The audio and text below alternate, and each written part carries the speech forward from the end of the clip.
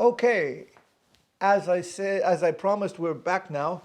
Please think about the 7th of May concert for Kiev.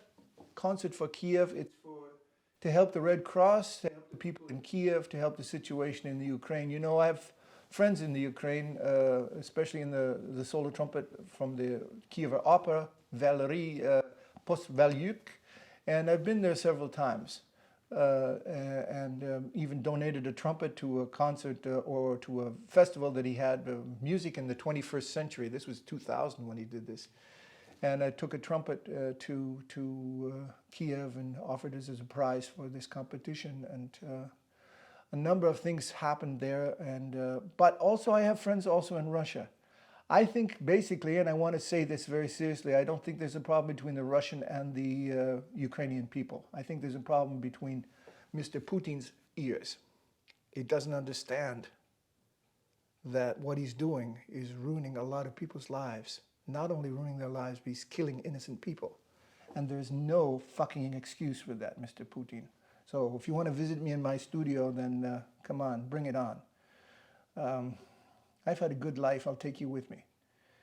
I think there's a lot of things going on in this world that people have to stand up and take notice, and they have to make a statement. And I'm just a stupid trumpet player, Canadian living in Europe and trying to do his best. But what you're doing is bad shit. I can remember when I played for Mr. Yeltsin, your former boss, the guy that brought you into the situation in Munich in 1991. 1991-92, there was the G7, G8 conference, and that was when Yeltsin showed up. And he had some other people that he was considering as being his successor as the head of the Russian government. But he chose you. I think he was just too drunk that day. I think that was the problem. And, you know, now we realize what a wolf in sheep's clothing is really about.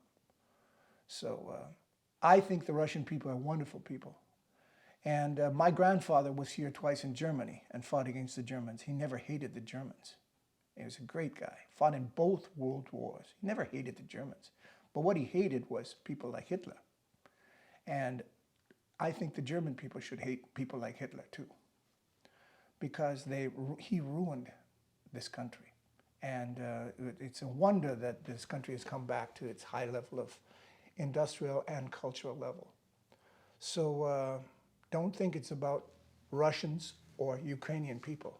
It's about bad leaders. And I think that this Z that they have on cars and whatever in Russia should be Z for Zelensky. This guy is a hero.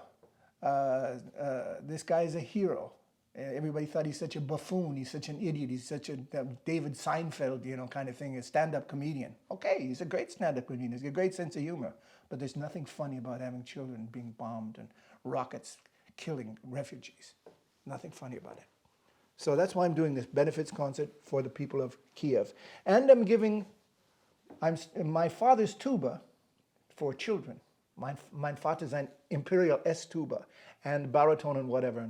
And I'm going to have a little brass ensemble with students, and I'm going to teach them for a while too, because I love children and I love music.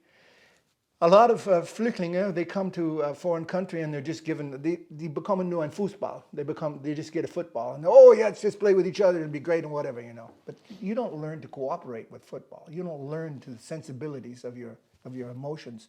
It's not a therapy. Music is a great therapy for all these things because it makes you remember your feelings. And it makes you, the first time I really ever played music for myself on the cornet is when I went downstairs in my studio and took my cornet and played the blues, because I really didn't want to be a trumpet player. My father forced me to be a trumpet player when I was 9 years old.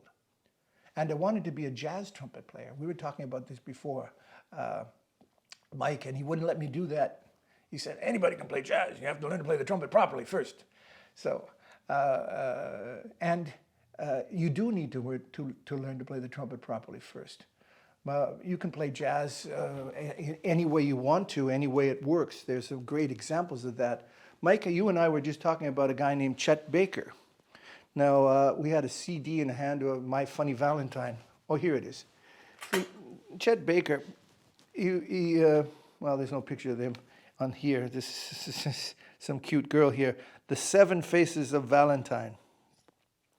Well, anyway, in different places where he's playing in Bologna and whatever. But the whole point, what I'm trying to say is that just because you're gifted, like Chet Baker really was, doesn't mean that you're going to do something with the instrument that gives you, that has meaning for other people as well. Chet Baker only lived for himself. And he was very, very gifted, but he ended up running away from the responsibilities that he had for his family, for children that he had, and whatever. That's a big problem. Responsibility is an important thing in life. And even if you're gifted, it's one thing. You have to work with your gifts. We're all gifted. Alle sind begabt in dieser Welt. Die Frage ist, wie man damit umgeht und wie ernst man das nimmt und wie man arbeitet mit dieser Begabung. Weil es ist nur die Grundlage. What do you think, Werner? Was meinst du? Begabung ist eine Grundlage, aber es ist nur ein Ausgangspunkt. Ich kann vielleicht einen ganz tiefen Ton bassen, ja, aber das Entscheidende ist, was aus der Trompete kommt. Ja, und, genau. Insofern diese tiefen Töne, die du bassen, sind die Basis auch für die Hörlage. Und deshalb haben wir das so gemacht. Lieber Werner, also ich habe Mundstücke für dich bestellt und abgeholt selber, weil es gab ein Covid-Problem bei der Clear Factory, wo ich diese Sache dann habe. Und ich habe 6 Mundstücke für dich bestellt in den gewünschten Größe. 2 davon haben eine verlängerte Seele. Und darüber wollten wir reden. Hier ist dann die 17er. You wanted mouthpieces in 17er Größe, ja? Hier ist eins schweres. Ist das Standard jetzt? Das oder ist Standard. Verlängert? Wir fangen mit Standard an, weil es hat keinen Sinn, irgendwas zu vergleichen, ohne dass man einen Halt hat. Dann tue ich meins mal. Ja, okay. Nicht vergessen, wo es ist und was es ist. Ja? Also das ist der schwere 17er.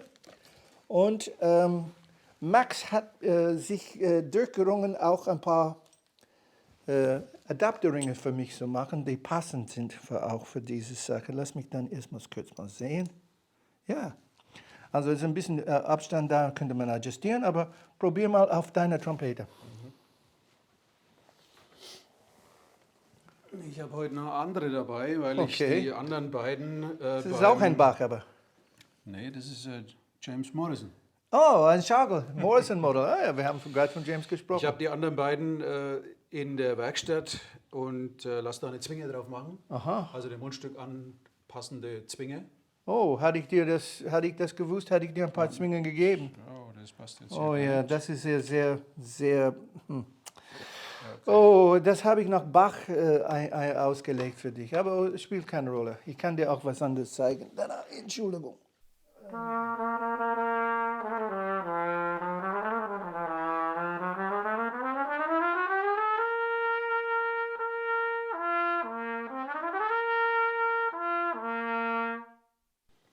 Fühlt sich schon mal gut an. Also das ist ein 17, this is a 17 millimeter cross-sectional diameter of the inside of the cup. The rims that I have for my mouthpieces are a little wider than most, and the bite is a little softer, because you use pressure when you play, and if the bite is too sharp, then you are cutting off the circulation of the lips. And we're going to talk a little bit about more air, because it's a matter of equilibrium. If you use more pressure from the air, you need less pressure from the mouthpiece. Because it's about tightening the skin on your lip. And you do that from pressure from inside and pressure from outside in an equilibrium. But let's, first of all, dran gewöhnen. Go ahead, Werner.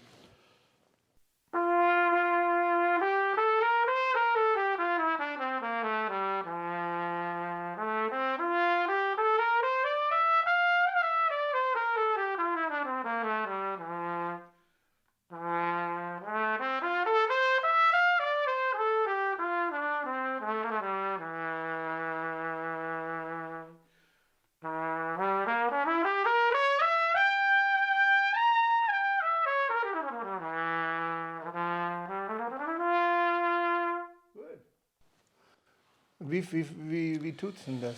Es fühlt sich gut an. Ja, okay. Also besser, deutlich besser als das, was du vorher gespielt hast. Nein, rede nicht über jemand anderes seine Marke. Okay. Nur das, was du vorher gespielt hast, ja.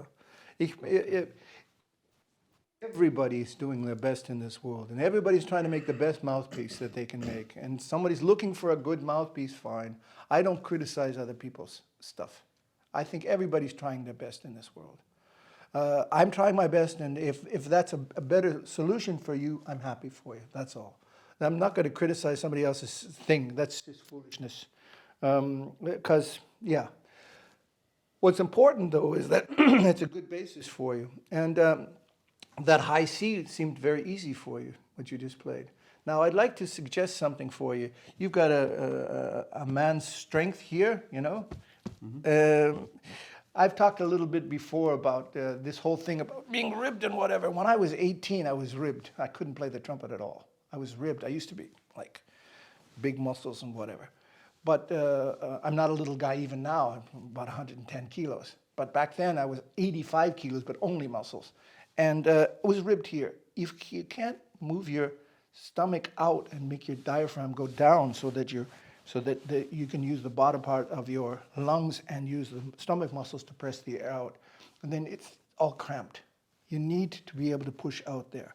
Don't push out too low though, because if you push out here, you can get a hernia. Du kannst eine Leistenbruch bekommen. Mm-hmm. So it's important to the focus of it. If this is where's your Bauchnabel? Here? Mm-hmm. Yeah. Also here, above your Bauchnabel, here. Not the solar plexus, but here. Über. Yeah, über, yeah. Nicht the Bauchnabel. So, über, yeah. Mm-hmm. Yeah, because that's, if I was going to hit you here, ready?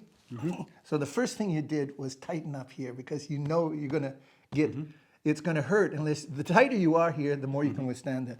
That's the same thing you do with your embouchure before you play the high register. So if I would like to make a point here, just about the preparation of the embouchure. Entschuldigung, ich bin ein bisschen belegt hier. That's the way the mouthpiece should fit the receiver. Mm-hmm. And who have you got your instruments? Where have you got them? Wer erstmal? Yeah. Otto Holzinger. Otto. Oh, the clarinet maker. Macht der Trompeten auch inzwischen? Weiß ich nicht. Er war Klarinettist. Rainer Nöth hat mir die Empfehlung gegeben. Ja, ich habe den Rainer getroffen vorletzte Woche. Und, okay, well, I was yesterday at Peter Hartmann und er wollte eine schöne Empfehlung von mir an dir bekommen, auszusprechen. Ja, sehr, sehr, sehr genau.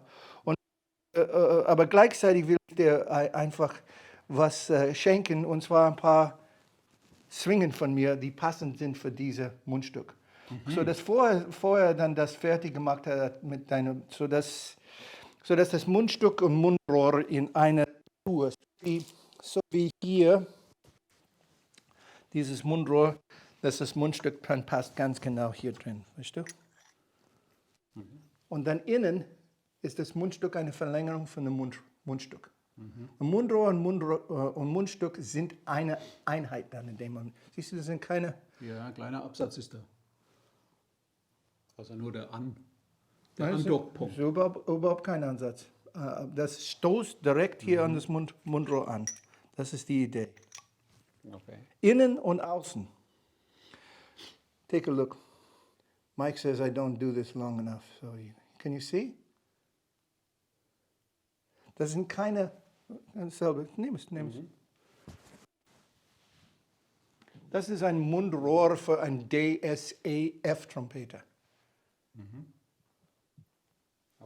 Okay, so we're going to come right back to this in the next YouTube, The Man with the Horns, Richard Carson Steuart with Werner Aumüller here in La Tromba Studios. Thanks for checking in. We're going to continue to talk about mouthpieces, proper mouthpiece placement, and continuation of the backbore from the mouthpiece into the lead pipe when you come back.